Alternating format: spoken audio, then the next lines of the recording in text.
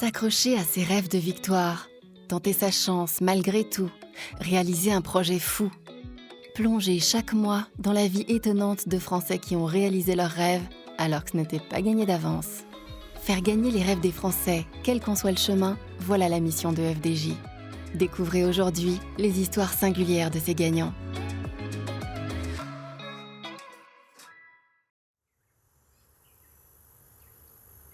Évidemment, une des choses que j'ai appréhendé le plus avant ma sortie du centre d'éducation, c'est le regard que la société allait poser sur moi. Étant une minorité invisible, je savais que ça allait être compliqué. Mais surtout, j'appréhendais ma capacité à affronter l'hostilité et l'inaccessibilité de cette société. La société n'est pas faite pour des gens en fauteuil roulant. Les infrastructures ne sont pas pensées pour. Je savais que le taux de chômage des personnes handicapées, déjà à l'époque, était 2 fois plus important que pour les personnes valides. L'accès au logement, l'accès au transport, l'accès à la santé, à la culture, au sport, à la sexualité. Et donc j'ai expérimenté, jour après jour. Je me suis confronté. Et puis je me suis rassuré. Des fois je me suis opposé, des fois j'ai affronté. Jamais, en tout cas rarement baissé les bras, rarement abdiqué, tant qu'on n'avait pas essayé d'évaluer toutes les possibilités pour me permettre d'avoir un accès, comme les autres, à la société. Un peu naturellement, après mon accident, j'ai eu envie de retrouver ma vie d'avant. Ma vie de jeune homme, retourner à la fac, retourner en boîte de nuit, et puis aussi retourner sur des terrains de sport. Ça faisait 13 ans que je jouais au tennis. Puis j'ai appris un peu par hasard qu'on pouvait jouer au tennis, même en fauteuil.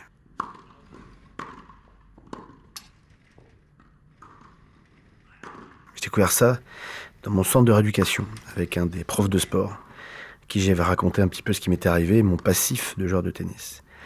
Et il m'a dit, tu sais que le tennis en fauteuil, c'est un sport. C'est un sport, il y a des tournois en France et à l'étranger. Il y a des jeux paralympiques. Des jeux quoi? Des jeux paralympiques. J'ai découvert un monde que je ne connaissais pas. Et quelques jours après ce premier échange et ces premières balles échangées avec ce professeur de sport, débarque le directeur sportif du tennis en fauteuil de l'époque, Pierre Fusade, et qui vient me voir et qui m'invite à regarder la Coupe du Monde par équipe qui avait lieu en juillet de la même année de mon accident. Oui? Bonjour Michael. Bonjour. Je suis Pierre, le directeur sportif du tennis handisport. Je voulais te rencontrer parce que j'ai appris que tu es tennisman. Ouais, enfin, je l'étais, ouais. T'étais 5-6. Ouais, c'est ça, 5-6. Ouais. Je suis juste venu t'inviter à la finale de la Coupe du Monde par équipe de tennis en fauteuil. Ah, y a carrément une Coupe du Monde? Bah écoute, pourquoi pas? Si tu veux venir, tu viens. C'est comme tu le sens. J'ai vu en finale les Australiens contre les Néerlandais, les 4 meilleurs mondiaux présents sur le terrain. Et je suis allé avec mon père et mes frères.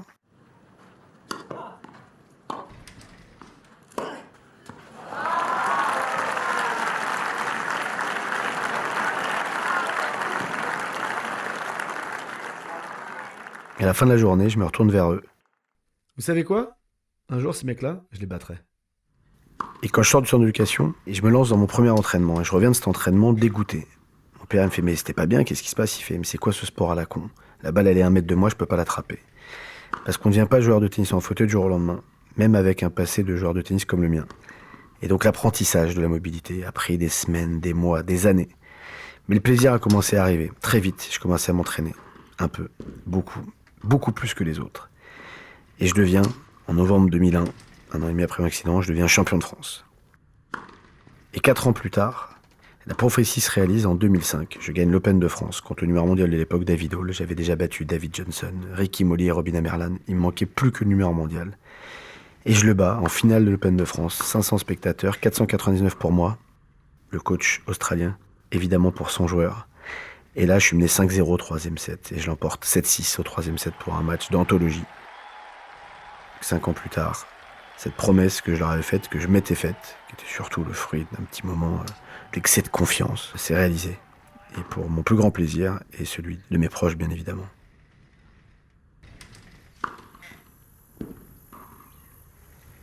Il y a 4 ans, j'ai eu cet accident, et avec toutes les angoisses, toutes les peurs que ça a suscité dans mon entourage, et 4 ans plus tard, il est déjà en train, ce con-là, de nous faire vivre des émotions complètement dingues grâce au sport. Et mon père s'est amusé, j'aime bien cette phrase, à me dire qu'il y a eu ça, et puis ça ne s'est plus jamais arrêté. Et effectivement, 2005, numéro mondial, en simple, mais aussi en double. Et puis on avance, on continue, des titres, en simple, en double, des titres du Grand Chelem. Et puis 2008, la consécration pour un sportif quel qu'il soit, la médaille d'or.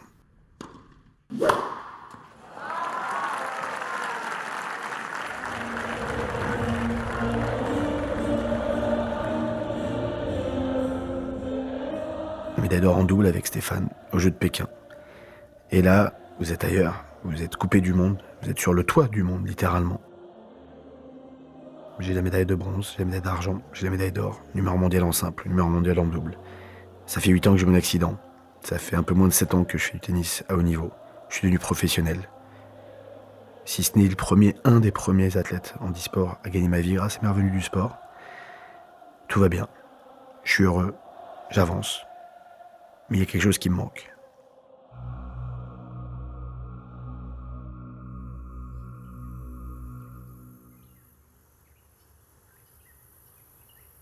J'ai 27 ans, je suis multimédaillé paralympique. Je voyage à travers le monde, j'ai la vie qu'on imagine des sportifs de haut niveau. Vulgairement, on imagine une femme dans chaque port, alors oui, dans chaque aéroport.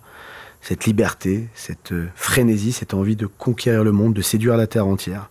Donc oui, je m'éclate, je suis libre. Mais ça fait 8 ans maintenant que je fais ça. Et il me manque quelque chose, il me manque quelqu'un. J'ai voyagé, j'ai profité, mais je suis jamais tombé amoureux. Un peu après les Jeux, ça faisait 5 ans que je la connaissais. La kiné, l'équipe d'Angleterre tennis en fauteuil. Et en 2003, quand j'étais allé la voir la première fois, elle m'avait renvoyé à mon arrogance de petit joueur de tennis français qui était en train de conquérir le monde. Et 6 ans plus tard, j'étais toujours le même, mais peut-être un peu plus mûr. Après des journées ensemble, des semaines ensemble en tournoi, en Floride, on est sortis ensemble. Et puis là, pour moi, ça a été le deuxième jour où tout a basculé dans ma vie. Alors, disons le troisième, après ma naissance, mon accident. Et je suis tombé amoureux. Pas un coup de foudre comme dans les films où vous croisez quelqu'un dans la rue et vous savez que c'est la bonne personne. Mais un coup de foudre quand, après avoir passé cette semaine avec elle à refaire le monde, comme on l'avait jamais fait auparavant, me rendant compte qu'en fait, c'est elle. C'est une évidence, c'est elle. Mais c'est un moment dans ma vie où je me suis dit, en fait, c'est peut-être ça, le truc qui me manquait. J'ai une carrière plutôt bien remplie, j'ai des amis, des proches, très proches, la famille.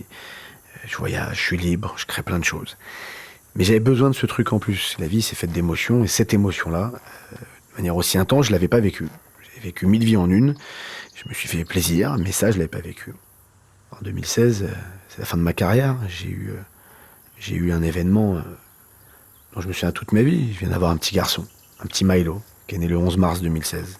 L'année où je décide de prendre ma retraite. L'année où j'apprends que je vais être porte-drapeau de la délégation française aux Jeux de Rio. Porte-drapeau. La reconnaissance d'un parcours sportif, bien évidemment, mais aussi et surtout la reconnaissance des valeurs que vous incarnez, des combats que vous menez, vos capacités à emmener derrière vous des hommes, des femmes, des sportifs, des champions, des championnes, le grand public, une sorte de rôle de grand frère. C'est cette reconnaissance, finalement peut-être que je cherchais un petit peu à travers cette envie de médiatiser beaucoup mieux et beaucoup plus les parasports, évidemment le tennis en fauteuil et les Jeux paralympiques. Et donc je l'ai vécu, et je l'ai vécu de manière exponentielle. C'est ce qui m'a porté pendant 15 ans de carrière. Mais pendant ce moment-là, j'avais un manque, un autre manque. Ça fait 10 ans que je suis en fauteuil roulant. Ça fait 10 ans que mes proches, mes entraîneurs font des sacrifices pour que je sois le plus performant possible. Mais qu'est-ce que j'apporte, moi, humblement, mais qu'est-ce que j'apporte à l'humanité ? Pas grand-chose. Je tape bien dans une balle jaune, c'est vrai, même très très bien. Peut-être que je vais inspirer quelques gamins que j'ai croisés sur les bords de ces cours de tennis dans le monde entier, mais concrètement, je ne change pas l'humanité. Et le fruit de rencontres, de réflexions, fait qu'avec ma femme, Caroline, et mon grand frère Jonathan, on décide, en 2010, de créer une association qui va s'inspirer finalement de mon parcours de rebond réussi, et d'essayer de mettre à disposition de personnes handicapées comme moi des outils pour les aider à se reconstruire. Et on se rend compte que le sport, et qui plus est le sport à sensations fortes, joue un rôle extrêmement dynamisant à des personnes à qui on dit finalement que la vie, elle n'est pas terminée, mais que la vie va être très compliquée, que vous ne pourrez plus faire telle ou telle chose, que là on ne vous laissera pas y aller. Eh bien laissez-nous décider pour nous-mêmes. Et donc on organise et on crée l'association Comme les autres, qui va proposer un accompagnement social à des personnes accidentées, victimes d'accidents de la vie dans leur parcours de reconstruction. Et on organise ce séjour à la Plagne. On retourne à la montagne, là où tout a basculé 11 ans plus tôt. Et on part avec des patients du centre de rééducation de Coubert, avec des copains et des copines. On veut absolument, dès le début de la construction de cette association, mélanger public handicapé et valide pour apprendre à vivre ensemble.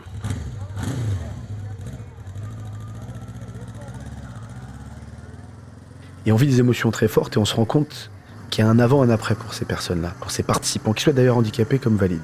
Et c'est là où on décide de mettre en place un accompagnement social et on recrute des travailleurs sociaux qui vont aider des participants, des bénéficiaires, comme on les appelle, des bénéficiaires en situation de handicap, à accéder tout simplement aux droits, accéder au logement, accéder à la santé, accéder à l'emploi, à la culture, au sport, à la sexualité.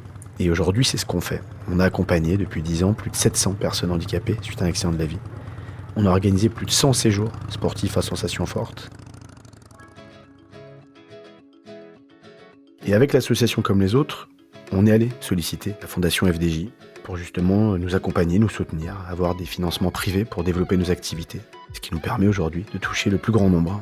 Et puis plus récemment, la FDJ a lancé la FDJ Sport Factory, un dispositif d'accompagnement des sportifs de niveau, qu'ils soient olympiques ou paralympiques, dans leur préparation pour les Jeux de Tokyo, de Pékin et bien sûr de Paris 2024. Aux côtés de Sarah Warmoon, cette grande championne, aujourd'hui c'est un plaisir de mentorer d'une certaine manière ces jeunes, et moins jeunes d'ailleurs, qui se battent tous les jours pour essayer de performer, d'aller chercher ces médailles, les accompagner pour l'après, parce que l'après est important, l'après est beaucoup plus long que la carrière sportive.